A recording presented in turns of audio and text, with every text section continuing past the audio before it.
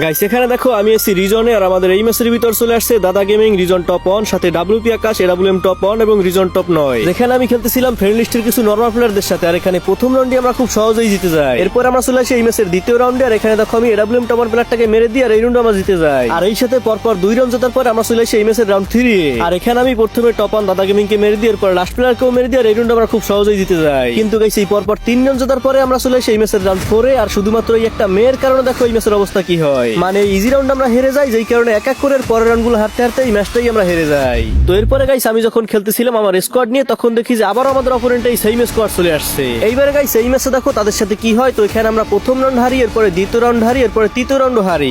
তো এরপরে গাইস চলে আসি রাউন্ড 4 আর গত ম্যাচের মতো সেম টু সেম পজিশন করে রিভেঞ্জ নেওয়া শুরু করি। আর রাউন্ড 4 জেতার পরে রাউন্ড 5 এসে শুরুতেই আমি AWM টপ 1 প্লেয়ারটাকে মেরে দিই আর তাকে ক্লিয়ার করার জন্য আসতেই দেখি যেখানে আরো একটা প্লেয়ার চলে আসছে। তো আমি এই প্লেয়ারটাকেও মেরে দিই আর এই রাউন্ড আমরা জিতে যাই। এরপরে 2-3 স্কোর নিয়ে চলে আসি রাউন্ড 6 আর এখানে এই রাউন্ড আমরা জিতে যাই। আর এই সাথে এই ম্যাচের স্কোর হয়ে যায় 3-3। তো এইবারে 3-3 স্কোর নিয়ে আমরা চলে আসি এই ম্যাচের ফাইনাল রাউন্ডে আর প্রথমেই কিলের জন্য পাগল হয়ে যাওয়া একটা প্লেয়ারকে মেরে দিই। তো এইবারে লাস্ট আলাক ছিল দাদা গেমিং আর এখানে আমি টার্গেট করি যে তাকে গ্রেনেড দিয়ে মারবো। তো সিস্টেম করে তাকে আমি গ্রেনেড দিয়েই মেরে দিই আর এই সাথে এই ম্যাচও ভুয়ে করে ফেলি।